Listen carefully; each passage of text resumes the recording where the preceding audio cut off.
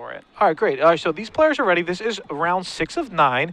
Jim is to your left with Goblins, Ben on the right with Elves, and they're going to start playing. So let's go. All right. Jim is going to be, it looks like Jim's on the play. It's going to be pretty helpful here. He's right. on 6 cards. He doesn't have the Mountain Turn 1, but he does lead off on Ethervile. All right, so Ethervile is definitely a good start here. Let's see what Ben has. I see a Craterhoof Behemoth in hand. Yeah, so he has the Behemoth already in his hand, but he's going to lead off on what's probably the best turn 1 for Elves. He's going to lead off on Forest, Special Land, sacking Forest, and then playing Llanowar Elves. You always have to be aware, you know, the Forest Llanowar Elves seems inconspicuous, but Elf decks can really just go to town oftentimes off this draw. Definitely. Now, is Ben looking for a certain turn 2 or just a couple more creatures in play, a couple more mana ramp? Elves would be fine?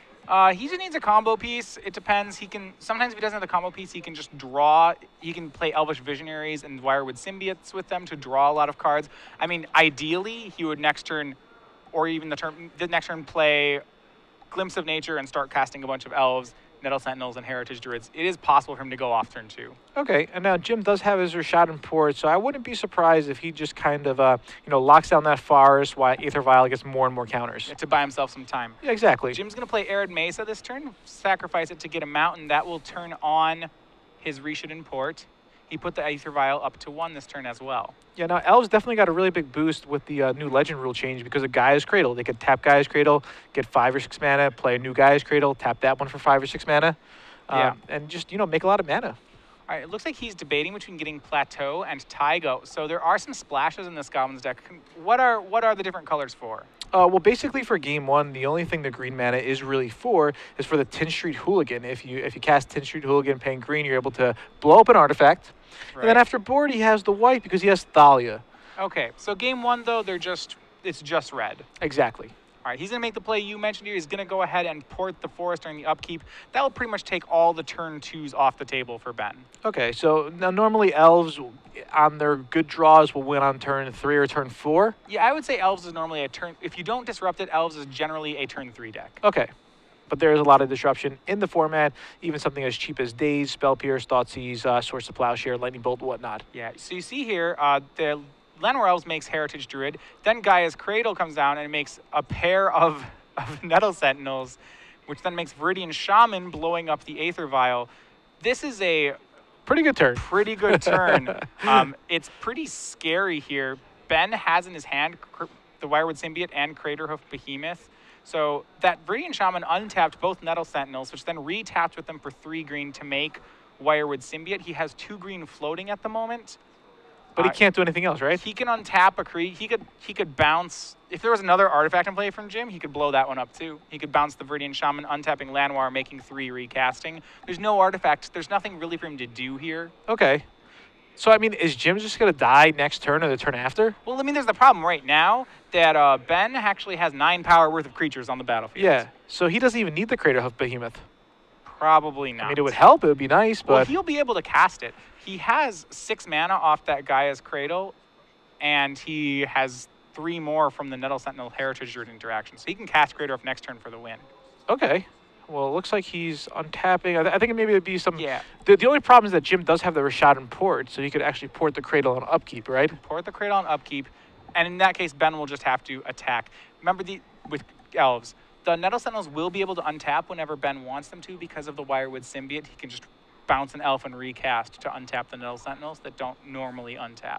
Okay. All right. So is there any card that Jim could draw here to, get out of this bad situation? That's going to be tough. Does he play a Goblin main deck? Does he have like Sharpshooter main deck? That card's pretty good. Yeah, he does have 1 Goblin Sharpshooter main deck, but is it just going to be too slow? Well, if he can port, if he had the Aethervile, I'd say he'd have a chance. Okay. I mean, if the Craterhoof weren't in Ben's hand, then it's possible that Sharpshooter would be good enough here. Yeah, but now if he actually taps out for a Matron or a Sharpshooter, Ben will die. Yeah, he'll just be down in the backswing. All right, so this just shows the power of Elves. I know Chris Anderson is a big fan of Elves, plays a lot of it. I know some Elf list plays a few cards different. Ben is playing the Bayou for the Black Splash. Is there anything that Ben's playing that maybe, say, Chris Anderson wasn't playing, or is everything kind of the same? Well, I'm not entirely familiar with Chris Anderson's build. Okay. I know that the Craterhoof Behemoth has become pretty widely adopted. I don't know if anyone's still on the Mirror Entity plan anymore. Yeah. All right, so Ben just shows him the Shows Crater Hoof, yeah, yeah. and that's it. All right, so Jim, well, I mean, Jim knows that Ben's got a great draw. Nothing he could really do. Jim mulligan. His hand was okay. Turn 1 Aether Vial, right? Right, he had the turn 1 Aether Vial. There aren't too many cards that Goblins has game 1, I think, that interact with Elves at that point. Goblin Sharpshooter is the best one. Yeah. But, yeah, there's, he'd need something like a Skirk Prospector to accelerate into a Sharpshooter. It's really tough for him to have something to compete with that turn 3 win. Okay, yeah, definitely something really interesting. All right, so what we're going to do now on screen, we're going to try to bring up Jim's sideboard if we could. If not, we could at least bring up this interesting card, all right? Yeah. We talked about it before. Matthias, why don't you tell us a little... Confusion in the ranks. Confusion in the ranks, all right? So we have Thalia in his sideboard. He's not bringing that in. No. Relic, he's not bringing that in. Mindbreak Track, Mindbreak Trap, no. So I'm he not wants that against positive Storm. this is for this matchup, but it's an excellent card. Let's take a look. It's a rare from Mirrodin. Basically, what it happens is that if you play a creature, artifact, or enchantment, this is for all players. When you play it, you don't get what you play. You trade it for something the other guy had. That's the same type. So is this really good against like Sneak and Show? Is that when you want to bring this in, maybe? My guess is that this is against Sneak and Show. When they play a Show and Tell, you get what the other guy brought to Show and Tell. That's pretty cool, right? Yeah. Yeah, I know Jim Davis, maybe a couple months ago, he was playing a couple of copies of Angel of Despair. Yeah, so Angel of Despair or Ashen Rider now has been an upgrade. Oh, exactly, yeah. As often the card you see as like the uncastable thing in the sideboard of Goblins. I think what Jim's done is he's actually played a card that is, in theory, castable out of his own deck, which is pretty exciting. Yeah, and he actually could kind of ramp to it with Skirk Prospector. A lot of people forget about Skirk Prospector. That card's really good. That card works very, very well with Goblin Sharpshooter as well. So it's pretty interesting. I love Confusion in the ranks. So yeah, I wish we could see it in action. We're not going to get to see that. Obviously, this is not a show and tell matchup. Sure. But yeah, it's very interesting. Yeah. I'd right. like to see it play out. So is Ben going to bring in anything besides the obvious Abrupt Decay? Well, so you're saying he'd bring in Abrupt I'm pretty sure he wants Abrupt Decay in this match. He wants to make sure that Sharpshooter doesn't stay around. Anything else? I'm not even positive he brings in Abrupt Decay. You don't think so? No? Not really. This is a great matchup for him. I think he will bring in his last natural order. One thing is that when Goblins is pyrokinesising you, you can help to just Progenitus them or Crater Hoof them. So you might bring in like the Progenitus and natural order. Okay, that's fair. That's a good way to get around the fact that your opponent now has a lot more removal. Okay. All right. Now, do you think I think you were saying this before. You were saying you think Elves is favored against Goblins? I mean, most combo decks are favored against Goblins. Yeah. I do like Goblins. It still does have a game against combo decks, but it gets most of its game out of the sideboard. I think it's a lot closer now, for sure. Those Pyrokinesises are just excellent here. Okay. But I would still say, maybe not in an individual game, but over the course of 2 games, I think odds are that Elves takes one of the 2. Sure. Now, Jim does have access to 4 Thalias in his sideboard to kind of help against combo. Unfortunately, this is not the combo deck that Thalia is really going to shine. Yeah, that's certainly true. Elves plays 29 creatures in the main, and it only plays 11 spells. And as you saw there, he didn't play a single non-creature spell that last game. Yeah. Now, do you think that since True Name Nemesis is getting more and more popular, that maybe Engineer Plague might get more and more popular, and Elves might kind of suffer that same punishment? If Engineer Plague becomes popular, Elves weeps. Yeah, it really does. It has so few answers to the card, and the card is beyond good against the deck. Yeah, I'm guessing Elves would just have to really rely on those Abrupt Decays from the sideboard. The problem is that the Engineered Plague still resolves before you Abrupt Decay it, and that sometimes is just too much. Yeah, there. You might lose a couple of important Elves, and you'll be too far behind to really make a comeback. It's gonna 3 for, even if you have the Abrupt Decay in your hand, the Engineering Plague will probably 3 for 1 you. Okay, all right, that's definitely fair. So Jim will be on the play once again. Game 1, he did mulligan. Hopefully this time he doesn't. Yeah, I would really like to see. I like these on the play here. I think Aether Vial is pretty important in the matchup. Okay. Well, maybe that's not fair to say. I don't know if he ever has time to cast Aether Vial. What Aether Vial lets him do is if he has to have 1 land hand with Aether Vial, he can like pitch all his cards to pyrokinesis things, and then he can eventually just vial in things, so he doesn't have to draw lands. He can use his spells to do his cards to do other things. Yeah, maybe then he could rely on like Port, maybe even Wasteland. Ben does have a decent amount of non-basic lands. He has Bayous, he has Taiga, he has 4 Gaia's Cradle. He even have a Dryad Arbiter. So Port is one of the good cards in this matchup. Yeah. All right. So Jim's leading off. What do you think he's going to fetch up here? All right, Jim's going to go Probably the plateau. the plateau, it looks like. It doesn't, I don't know if it is particularly of consequence. Yeah. You know, the green mana doesn't matter. Ben doesn't play artifacts.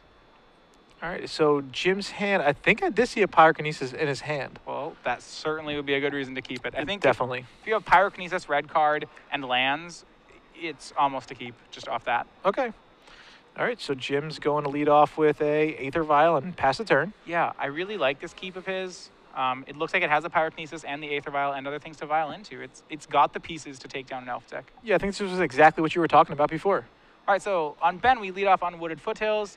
He's going to go ahead and make Deathrite Shaman off that. Deathrite Shaman, probably the newest inclusion to the elf deck. That little 1/2 is actually an elf. Yeah, the elf deck has been around for a while, ever since Pro Tour Berlin back in 2008. That's when it really became super popular, and you know, it kind of transformed into Legacy, and now a lot of people are playing Elves. Elves is definitely a deck for the combo player, and like you said, you could also go beatdown with it. Yeah, it's got a really good backup plan. Yeah, it really does. All right, so back to Jim. He does have a Cavern of Souls, which will be, of course, naming Goblin. He has also appears to have boarded in Mind Break Trap. Yeah, that's something that we talked about before. Mind Break Trap. Is it excellent in this matchup? Is it just pretty good? I do not think it's excellent. The thing is that there are very few cards that Ben can play on turns 2 and 3, and Mind Break Trap is one of them. Like, it will get something against Elves sometimes. Okay, that's fair. Which just probably makes it good enough to play. Yeah, there's Mind Break Trap. It says if your opponent casts 3 or more spells this turn, you're able to exile any number of target spells. Yeah. So once Ben's trying to go off, I guess Jim wants to have that for the key spell. I think this card is less good against Elves Than like Storm. than it used to be. Because Elves, now that it has the 4 Cradles and the Crater Hoof plan, sometimes they just play an elf a turn, make a bunch of mana, and hit you. That's something the deck never used to do. It always used to kind of go through this engine. So sometimes he'll win without ever playing 3 spells in a turn. Okay, yeah. And it's obviously, you know, really shines against a deck like Storm. Yep. So we're going to see Deathrite Shaman off the forest. We're going to see the other Shaman tap, removing Jim's fetch land to cast Quirion Ranger. Quirion Ranger can bounce a forest to untap a creature. Okay. So Only once. So do you think Ben? Oh wow, there's the Guy's Cradle. Yep, Guy's Cradle comes into play. He taps that. That'll be for 3 mana. 2 of it will go ahead to play Elvish Visionary, drawing a card. He would love to hit Symbiote here, which he already has. Yeah, he already has it. Now, do you think Jim's going to go for anything here, or what's Jim's line of play? So he has a green mana, so he can play Symbiote, and you can use Symbiote to bounce Visionary, which he'll and untap a Deathrite Shaman. So now he's out of mana, playing Symbiote. Okay. There aren't 2 lands in the graveyard, so he can't get 2 mana off Deathrite Shaman. So Okay. I think what Jim is going to try to do here. What do you think Jim's thinking about? Well, he's thinking about when to Pyrokinesis. Or maybe this is spell number. Is this spell? Nope, this is spell. Okay, we're in Mind Break Trap territory, Yeah. right? Yeah. Yeah, it is spell number 3. I think that's what he is thinking about, the Mind Break The Trap. bug is a great card to Mind Break Trap Yeah, because it also protects your creatures from removal. Let's bring up Pyrokinesis one more time on the screen for everybody at home. We'll do that momentarily for you guys. There it is. So all he has to, it's essentially the red Force of Will. Yeah, if you've played Flames of the Firebrand, this is way better. This is like Flames of the Firebrand on steroids. Yeah, it does 4 instead of 3, and you don't actually pay for it. You just pitch a red card. So I think maybe in response to the Wirewood Symbiote, he might Pyrokinesis and then Mind Break Trap. That's certainly an option. So he has to leave one of the cards alive. Yeah, I think he might just leave him with a Deathrite Well, he's Shaman? going to start by putting Skirk Prospector into play and then cycling a Gem Palm Incinerator. Okay, on the Quirion Ranger. So Yeah. this is pretty good. So he's picking Quirion Ranger. This is all in response to the Wirewood Symbiote, right? It's all in response to the Wired Symbiote. The reason he can pick Ranger is that now if Ben tries to use the Ranger's ability, he can Pyrokinesis in response, I believe. Yeah, exactly. So I think that's what Ben is thinking about right now. And Jim still has the Mind Break Drac in his hand, and I also saw a Goblin War Chief in his hand as well. Yeah. So he's gonna have some pressure on the table. All right, so Ben, now getting ready to use that ability of Quirion Ranger, he can bounce the forest to untap Deathrite Shaman if he wants. He's going to go ahead and do that. All right, and I believe that Jim is Yeah, going to respond right to here. that. Now, what do you think Jim's going to leave Ben with? Just a Deathrite Shaman, probably? I think he needs to take out the Elvish Visionary. That's a must here. So because he has to take out the Visionary, he's going to have to leave a Deathrite Shaman alive. Okay, that's definitely fair. And as you can see, both players are really taking their time, thinking about everything. They don't want to make any mistakes here. They're both 4-1. They're not too far away from top 8. Well, he has the Mind Break Trap, so he could leave Visionary. If he's leaving Visionary alive, he's going to be committed to countering the Symbiote. You don't want to leave Ben with this Visionary Symbiote engine. Exactly. All right, so I think Jim's going to now... All right, so he's letting that go. He's going to draw. He draws a Scalding Tarn. I think he might... Well, he doesn't have any action because he's going to have to get rid of that Goblin War Chief. But I think this is still fine. Maybe just take out both Deathrite Shamans. Get into top deck wars. Goblins is a slight favorite here because they have great card advantage, but not a huge favorite. Yeah, exactly. All so right. we'll... So where we are on the stack, to recap here, the Deathrite, the Goblin, the Jump Home Incinerator killed the Quirion Ranger. So we're back with the Symbiote on the stack. Now the Symbiote's going to get Mind Break trapped. Yeah, I guess exiled. Yes, and there is no mana floating. And Ben is still in the tank here. He looks like he's just passed the turn. I don't know if Jim needs to Pyrokinesis right now. No, he doesn't. He doesn't need to do it now. He can untap and draw. Yeah, the reason... Get more information. Yeah, you can get more information. The reason he may want to do it is that it makes the Gaia's Cradle a lot worse. Okay. Yeah, that's definitely true. All right. I mean, draw for the turn was a second Aether Vial. Yeah. So no help there. Drawing multiple Aether Vials is definitely pretty bad, and playing against like an attrition-based deck and just having Aether Vial is normally pretty bad because if they deal with all your threats, you have nothing to put in play with the Aether Vial. So Aether Vial just kind of works as another mana source that you're not really doing too much with. Right. You usually try to set up board states where then a top decked matron could be like matron and ringleader right away, right? Exactly. All right. There's the Scalding Tarn from Jim. And he's going to do Pyrokinesis and taking out both Deathrite Shamans. All right, so that's good here. Now, Jim is left with no cards. This is the difficulty, is that I think Jim is still an underdog right now. I would have to agree with you. I think Ben is, not happy about this, but it's not the end of the world. It was only a 2-for-2. Right, and so Ben is left with an Elvish Visionary in play and a Gaia's Cradle in play. He does have a forest in hand that we know about, and actually has an additional land. Yes. He has a Green Sun Zenith. Yeah, I mean, his hand is pretty good. Yeah. Ben is fine here. Right. Oh, Natural Order. Natural Order drawn, so Ben can Natural Order for a Progenitus on this board. That's very strong. Yes. So we'll see what he decides to do here. He may just Green Sun Zenith for a Llanowar Elf or for something small. Exactly. Yeah. We'll see what happens here. Right. So he's searching. Yeah, he caches in Verdant Catacombs for the Dryad Arbor. That does produce a land, just like any other thing would, because it's an extra creature for Gaia's Cradle. Yep, and there he's going to do a Green Sun Zenith. So he's still shuffling, so he's going to save some time here. I'm guessing he can get Symbiote or Llanowar Elves here. Yeah, I think Symbiote's probably a bit better here. They're both pretty good. Symbiote's the safer play for sure. Yeah, and Jim with just no hand right now. So Ben will crash in for 1. And Ben's setting up for a really nice next turn. Yes, next turn he has 4 mana. That Cradle taps for 3. The Arbor taps for 1. Yeah, so Jim has basically 1 turn to draw something. Otherwise, Ben's just going to really go out and just pretty much do whatever he wants. And this showcases, I think, why it's a really difficult matchup. So you're saying Jim has 1 turn to draw something. And remember, he has already drawn Mind Break Trap, Pyrokinesis, Gem Home Incinerator. Like, that's a lot of action against an Elf deck. Yeah, it really is. Yeah. I mean, the Elf deck is good. Yeah, So I always like to compliment Goblins because I think it's one of the best card advantage decks in Legacy, which is peculiar because it's a mono red deck. Because of Goblin Pile Driver Ringleader. Goblin Ringleader, yes. The Matron Ringleader engine is so powerful. Yep. Elves is one of the decks that I think competes with Goblins for powerful card advantage engines. Yeah, definitely. All right, so Jim needs a good draw here. Let's see what he draws. Draws a Mind Break Trap. I don't think that's going to be that great here. No, it's not going to counter the Natural Order plan. Jim's having a problem that he has no clock on the board. I know, yeah, just nothing at all. Yeah. I mean, Ben still has 17 life. Ben has 17 life, Jim has no clock. If you give Elves enough turns, they're going to kill you. Yeah, exactly. All right, there's a Skirk Prospector will come in for 1. Ben will, gladly take it here. And Ben. Let's see how Ben plays his turn. As long as he, doesn't play into Mindbreak Jack, which I don't think he will, he'll be pretty good.